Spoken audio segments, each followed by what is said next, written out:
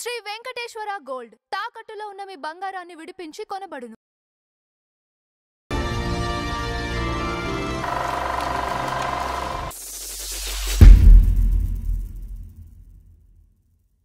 నమస్కారం నంద హరిచంద్ర గారు. నమస్కారం అంజబాబు గారు. సార్, ఈ రోజు మన ఫ్లాష్ బ్యాగ్ లో రంగనాథ్ గారి గురించి మాట్లాడుకుందాం. Okay sir. రంగనాథ్ మాట్లాడుకోవాలి, వ్యక్తిగతంగా మాట్లాడుకోవాల్సిన మనిషి. లాస్ట్ మినిట్ లో రంగనాథ్ గారిది ఒక సాడ్ ఇన్సిడెంట్ అండి. అండ్ ఇప్పుడు వాళ్ళు కూడా చాలా వరకు కూడా కొంతమందికి కూడా తెలుసు, పాత వాళ్ళంటే కొంతమంది తెలియపోవచ్చు మనం మాట్లాడుకునే వాళ్ళు చాలా వరకు కూడా. కానీ రంగనాథ్ గారిది చివరి నిమిషంలో ఆయన హ్యాంగ్ చేసుకోవటం ఏదైతే ఉందో, అంటే ఆయన చేసుకోవాల్సింది కాదండి, అసలు కాదు కదా, కాదు. బట్ అది ఒక్కటే అనిపిస్తా ఉంటది. కానీ ఎన్ని మంచి క్యారెక్టర్లు చేశారు సార్. ఒక్కోసారి ఆయన మేధావి అండి, అవును, కవి, రచయిత, నటుడు, ఏమండి ఆయన అన్నిటికీ అతీతమైన మనస్తత్వంతో బిహేవ్ చేసేవాడు. కరెక్ట్. ఎవరిని హర్ట్ చేయని వాడు. ఏమండి అందరూ సమానమే, అందరూ మనలాంటి వాళ్ళే అనుకునే మనస్తత్వం ఉన్న మనిషి రంగనాథ్ గారు. కరెక్ట్. ఏమండి అలాంటి మనిషి తప్పు ఎందుకు చేశారు? పైగా ఆయన ఉదయకరణ్ చనిపోయినప్పుడు ఒక కామెంట్ చేశాడు ఆయన, అదే నా దగ్గర ఉంటే నేను ఉండుంటే నా దగ్గరకు వచ్చితే నేను ధైర్యం చెప్పి ఆపేవాడిని అన్నాడు ఆయన. మరి ఆపేవాడిని అన్న ఆయన ఎందుకు చేసుకోవాల్సి వచ్చింది? ఈయన బిగినింగ్ నుంచి అంటే ఈయన 1940 తిరుమల సుందరరాజు జానకీదేవి అనే దంపతులకు 1949లో జన్మించారు. ఓకే. కానీ వీళ్ళ అమ్మమ్మ గారు ఇతని దత్తత అడిగారు వీళ్ళ తాతగారు. ఈ ఊరేది సార్? ఏది ఒంగోలు దగ్గర ఒరిజినల్ గా, కానీ మెడ్రాస్ లో సెటిల్ అయ్యారు. మెడ్రాస్ లో అంటే తల్లి వీళ్ళ సంగీత కుటుంబం మొత్తం టోటల్ గా. ఓకే. ఏలూరులో వీళ్ళ అమ్మమ్మ గారు తాతగారి దగ్గర ఈ కన్నాంబ, పుష్పవల్లి వీళ్ళందరూ సంగీత సహాధ్యాయులు, వీళ్ళందరూ అక్కడ సంగీతం నేర్చుకున్నారు వీళ్ళ పూర్వీకుల దగ్గర. ఎవరో రంగనాథ్ గారి అమ్మమ్మ, తాతమ్మ, వాళ్ళ బ్రదర్ దగ్గర వాళ్ళ అన్నలు, ఆవిడ అన్నయ్య, అమ్మమ్మ అన్నయ్య, అన్నలు అందరూ సంగీతజ్ఞులు అనమాట.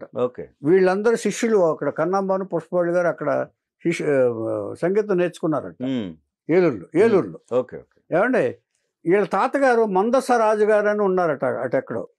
అటుంటే ఆయన దగ్గర డాక్టర్గా పనిచేసేవారంట. ఆయన డాక్టర్గా పనిచేస్తే ఈయన కూడా రాజుగారి దగ్గర ఉన్నా కూడా ఒక పద్ధతిగా మసిలేవారంట. ఈయన డబ్బుల కోసం కానీ ఇది కానీ ఏమీ ఆలోచించకుండా రాజుగారికి నిజమైన సేవకుల్లో ఆస్థాన డాక్టర్, వైద్యుడిగా ఆయన పనిచేసేవాడు అంటే రాజుగారి దగ్గర. వాళ్ళ దగ్గర పెరగటం వల్ల ముందు దత్తత ఇస్తే ఇవ్వలేదండి, తర్వాత తమ్ముడు పుట్టాడు.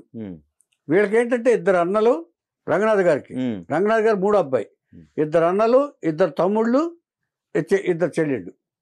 పెద్ద కుటుంబం. పెద్ద కుటుంబం. వీళ్ళే 7. వీళ్ళే ఏమండి 6 7 మొత్తానికి. మొత్తం పెద్ద కుటుంబం అండి.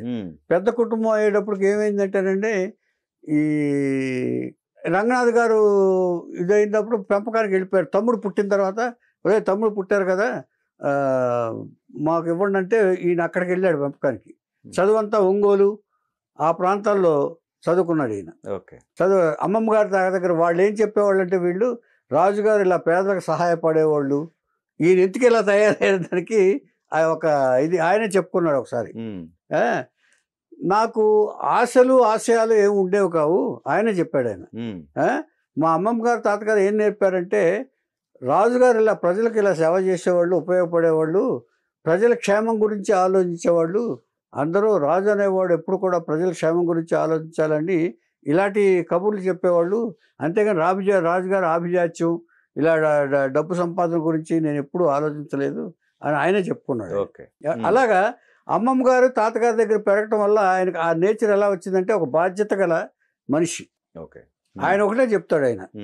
ఆయన ఏం చెప్పాడంటే, ఆయన ఏం చెప్పాడంటే, జీవితం కోసం ప్రాకులాడుతూ వెళ్ళిపోకూడదు. మనం జీవితం మనకేమిస్తే అదే తీసుకోవాలి. దేవుడు మనకేమిస్తే అదే తీసుకోవాలి, అంతే తప్ప ఊరికే ఇది చేయాలి అది చేయాలని పాకులాడితే మనం దెబ్బతింటాం ఖాయం అని అనుకో. అందుకని ఏ ఆశ లేకుండా జీవించానన్నాడు ఆయన. కష్టంతో బతకడం వేరు, బాధ్యతతో బతకడం వేరు. అయితే కష్టం కంటే బాధ్యత గొప్పదంటాడు ఆయన. ప్రేమ కంటే బాధ్యత గొప్పదంటాడు ఆయన రంగనాథ్ గారు.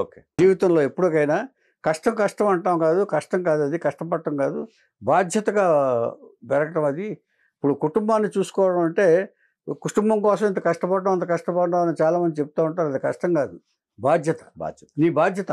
It is your least responsibility correct to look after your family అన్నారు. అవును. చిన్నతనంలో తండ్రి చనిపోతే ఆయన ఏం చేశారంటే ఈవిడ సంగీత ప్లేబ్యాక్ సింగింగ్ కోసం ట్రై చేసింది మెడ్రాస్లో ప్లేబ్యాక్ సింగింగ్ కోసం ట్రై చేసిన తర్వాత ఈవిడ ఏం చేసిందంటే ఈ ట్రై చేసినప్పుడు ఒకేసారి ఆ ఎస్ జానకి గారు కూడా ట్రై చేశారంటే, వీళ్ళిద్దరు ట్రై చేశారు, ఈ జానకి ఆ జానకి కూడా. ఆవిడ సక్సెస్ అయింది, ఈవిడ ఇదైపోయింది.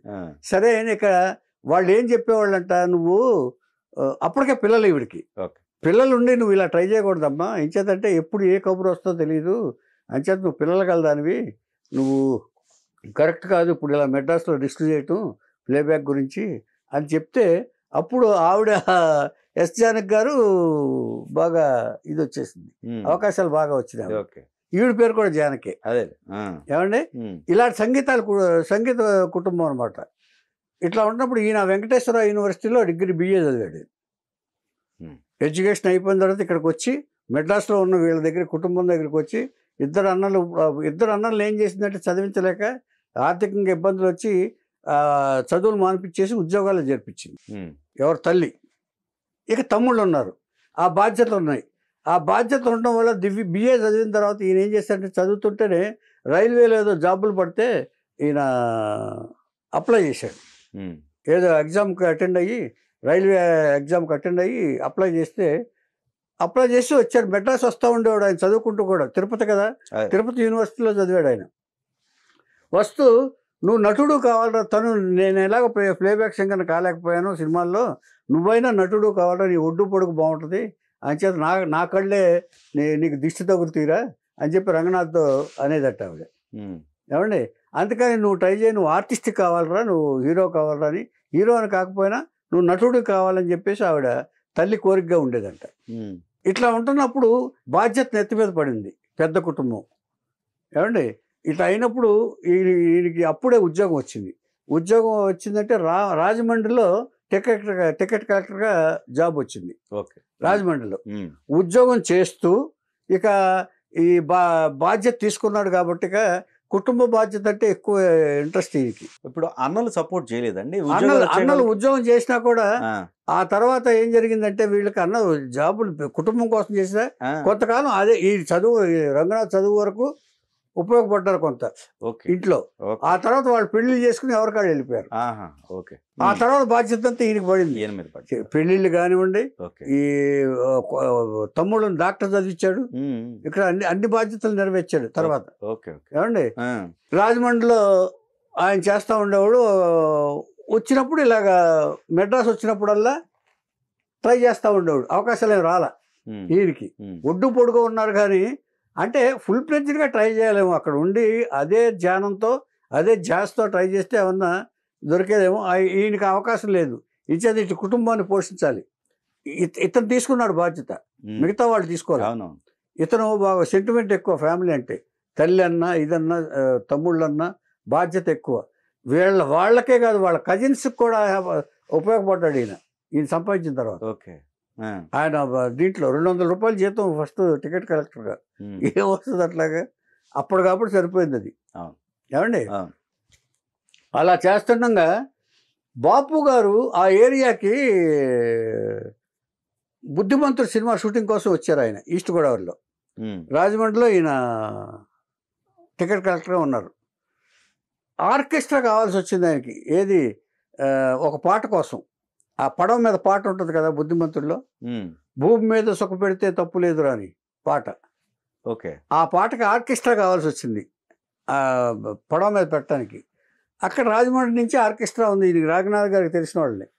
ఆ ఫ్రెండ్స్ ఇలా ఆర్కెస్ట్రా రమ్మంటున్నారా, నువ్వు కూడా వస్తావు అని చెప్పి అడిగారు ఆయన. ఈయన ఏమనుకున్నాడు, సినిమా వాళ్ళు కదా, నాకు ఎలాగో సినిమా అవకాశం కావాలనుకుంటున్నాను కాబట్టి వెళ్ళి ఒకసారి కలవచ్చు కదా అని చెప్పేసి ఈయన కూడా బయలుదేరి వెళ్ళాడు ఆర్కెస్ట్రాతో పాటు వెళ్తే ఆ పాటలో ఏం చేశారంటే, ఆ ఆర్కెస్ట్రా ఉంటుంది కదా, నాగేశ్వరరావు పాట పాడుతుంటే ఇక్కడ ఆర్కెస్ట్రా ఉంటుంది. ఈయనకి ఒక ఫ్లూట్ ఇచ్చేశారు. క్లోజ్ షాట్ కూడా తీశారు. క్లోజ్ షాట్ తీసి ఆర్కెస్ట్రా పేర్లు రాసుకుని టైటిల్స్లో పేరు కూడా వేశారు రంగనాథ్ అని. ఓకే. బాపు గారు ఇక కుటుంబ బాధ్యతలు నిర్వర్తిస్తూ ఈ ఉద్యోగం కుటుంబం కోసమే చేస్తూ ఇక ఈ ఆశలు మర్చిపోయాడు ఆయన. ఇక్కడి నుంచి ఆయన ఏమైందంటేనండి, ఈ కుటుంబ బాధ్యతల వల్ల ఆయన మైండ్ ఏమైపోయిందంటే ఈ జీవితం ఇంతేనేమో, ఇక ఒక ఫ్యామిలీ కోసమే కష్టపడాలి అనే దృక్పథానికి వచ్చేసాడు ఆయన.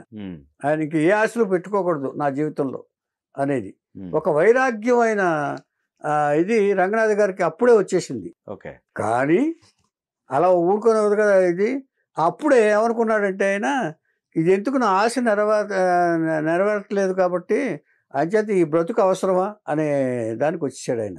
అప్పుడు 18 ఏళ్ళు ఆయన. కుటుంబాన్నేమో చాలట్లా, తను తెచ్చే జీతం కూడా చాలట్లా. ఒక పక్కనేమో కుటుంబం పెద్దది, తను తెచ్చేది చాలట్లా, అమ్మ కూడా కష్టపడాల్సి వస్తుంది అక్కడ ఏదన్నా దీనికి వెళ్ళి. అంచేత ఇవన్నీ ఆలోచించాడు. ఇక నా బతుకు ఎందుకు అనుకున్నా ఒకసారి రైల్వే స్టేషన్కి వెళ్ళిపోయాడు, రైల్వే పట్టాల దగ్గరికి వెళ్ళిపోయాడు. అది తిరుపతి నుంచి రావాల్సిన బండి. ఆ వేళ ఆ పట్టాల దగ్గర నుంచున్నాడు ఆయన. గంట అయినా రాలేదు, 2 గంటలైనా రాలేదు. ఈ లోపల సెకండ్ థాట్ వచ్చింది రంగనాథ్ గారికి. అవును, నేను ఇచ్చేస్తాను. తల్లి మాటలు గుర్తుకొచ్చినాయి. ఒరే, నువ్వేరా ఆధారం రంగా, ఇక నువ్వే కుటుంబాన్ని ఇచ్చేయాలరా, కాపాడాలరా అని తల్లి మాటలు గుర్తొచ్చింది. దాంతోపాటు నువ్వు నటుడైతే నీ పర్సనాలిటీకి తగ్గ వేషం వేయాలరా, సినిమాల్లో ఛాన్స్ రావాలరా అనేది గుర్తుకొచ్చింది. అంటే తల్లి తను ఇంత కోరుకుంది కదా, మరి నేను ఆ తల్లి కోరిక నెరవేర్చకుండా ఇలా చచ్చిపోతే ఏమైపోతుంది అని మళ్ళీ సెకండ్ థాట్ వచ్చి వెనక్కి వచ్చేసాడు. అది ఫస్ట్ అటెంప్ట్. ఆయనకి దీన్ని బట్టి ఏమైపోయింది, సూయిసైడల్ టెండెన్సీ ఉందని ఆనాడే రిజిస్టర్ అయింది. సూయిసైడల్ టెండెన్సీ ఉందని 18 సంవత్సరాల వయసులోనే ట్రై చేశాడు ఆయన. ఆయన ఒప్పుకోకపోయినా అది ఉందని మాత్రం సైకలాజికల్ గా ఫిక్స్ అయిపోయింది. ఇంటున్నప్పుడు 1974 వచ్చింది. అంటే ఇప్పుడు 50లో పుడితే ఆయన 64, 67, 69, 70, 72, 73 వరకు ఆయన ఈ టికెట్ కలెక్టర్ ఉద్యోగం చేస్తానే ఉన్నాడు. ఆయన ఉండగా ఒకసారి బాపు గారు కవర్ చేశారు. బాపు గారు కవర్ చేశారంటే ఆయన దర్శకుడు మైండ్ ఎంత ఉంటుందని ఒకసారి అర్థం చేసుకోవచ్చు మనం. ఒక ఫ్లూట్లో కనపడ్డాడు ఈయన. ఈ ఫ్లూట్ కనపడితే ఆయన దృష్టిలో రాముడు క్యారెక్టర్ వేయచ్చు కదా అని అనిపించింది. అందాల రాముడికి. అందాల రాముడు అనే సినిమా తీస్తూ రంగనాథ్ గారిని పిలిపించాడు ఆయన. అంటే ఆయన మైండ్లో చూస్తారు కదా డైరెక్టర్స్ జనరల్గా, ఆయన మైండ్లో రిజిస్టర్ అయిపోయింది రంగనాథ్ గారి ఫేస్ ఫ్లూట్ వాయిస్తున్నప్పుడు. కృష్ణుడు రాముడు ఇదన్నీ కనిపించినట్టున్నారు. ఆయన వచ్చి రాముడు క్యారెక్టర్ వేయాలి అన్నారు. రాముడు క్యారెక్టర్ వేయాలంటే వేస్తానన్నారు. అప్పుడే రాజమండ్రి నుంచి వెళ్ళిన ఒక నిర్మాత గిరిబాబు గారు, నేను ఇది తెలుసు అనుకుంటా, రాజమండ్రి టికెట్ కలెక్టర్ కాబట్టి అందరూ తెలుస్తూ ఉంటుంది.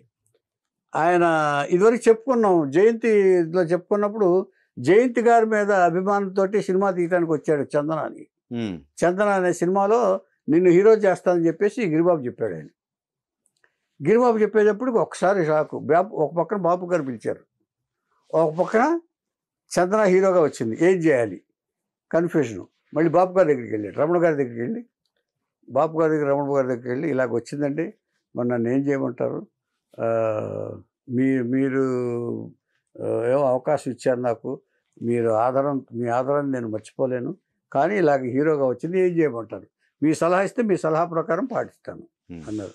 కాదయ్యా, హీరో అవకాశం వచ్చినప్పుడు ఎవరు వదులుకుంటారు, నువ్వు తప్పు కూడాను, ఇలాంటిది మేము ఎప్పుడైనా చేస్తాం, ఇది పైగా నీ పెద్ద క్యారెక్టర్ కూడా కాదు, రాముడు క్యారెక్టరు, అంచేత నువ్వు హీరోగా అవకాశం వస్తే నువ్వు హీరోగా అవకాశానికే వాల్యూ ఇవ్వాలి, నువ్వు వెళ్ళి హీరో క్యారెక్టర్ చేసుకో అన్నారు. చందన చేశాడు ఆయన. చందన జయంతితోటి ఫస్ట్ కాంబినేషన్ తోటి చాలా మంచి పేరు వచ్చింది. సినిమా బాగా ఆడలేదు కానీ రంగనాథ్ గారికి హీరోగా మాత్రం మంచి పేరు వచ్చి అందరి దృష్టిలోనే పడ్డాడు ఆయన. అందరి దృష్టిలోనే పడిపోయి మళ్ళీ ఆయనే పుణ్యం కొద్ది పురుషులని కూడా తీశాడు గిరిబాబు గారు, సెకండ్ పిక్చర్ కూడా. ఇక ఆ తర్వాత ఆ 2 పిక్చర్లతో ఆయన వెళ్ళిపోయాడు, 2 నిర్మాతగా ఫెయిల్ అయ్యి. ఏమండి, ఇది అయిన తర్వాత ఇక అక్కడి నుంచి వరుసగా అవకాశాలు రావటం మొదలుపెట్టింది. తర్వాత మన రాఘవ్ గారు చదువు సంస్కారం, తర్వాత ఈయన నవతా కృష్ణరాజు గారు జమీందారు గారు అమ్మాయి, అమెరికా అమ్మాయి, ఈ పిక్చర్స్లో డీసెంట్ హీరో, చాలా డిసిప్లైన్డ్ హీరో, పద్ధతైన హీరో అని చెప్పి పేరు వచ్చి చాలా పిక్చర్లు రావటం మొదలుపెట్టినాయి. ఇలా రావటం మొదలుపెట్టినట్టుగా ఒకసారి ఈ మదన మంజరి అనే సినిమా విఠలాచార్య గారి సినిమా చేస్తున్నాడు ఈయన. సినిమా చేస్తుంటే ఒకసారి ఆ విఠలాచార్య గారు కింద నుంచి పైదాకా చూసి, రంగనాథ్ గారు మీరు ఏంటి, మీరు రావాల్సినంత స్టేజ్ కాదే, ఇది రాలేదే ఇది అన్నాడు. ఏం చేయండి సార్, అవకాశాలు ఇలాగే వచ్చినాయి మరి నాకు, కానీ ఇంకా ఏదో లోపం కనపడుతుంది, మీ జాతకం ఉందా అని అడిగాడు. మీ జాతకం ఉందా అని అడిగితే ఉంది సార్ అన్నాను. ఒకసారి పంపిస్తారు అన్నాడు. పంపించాడు. పంపించిన తర్వాత చూశాడు జాతకం.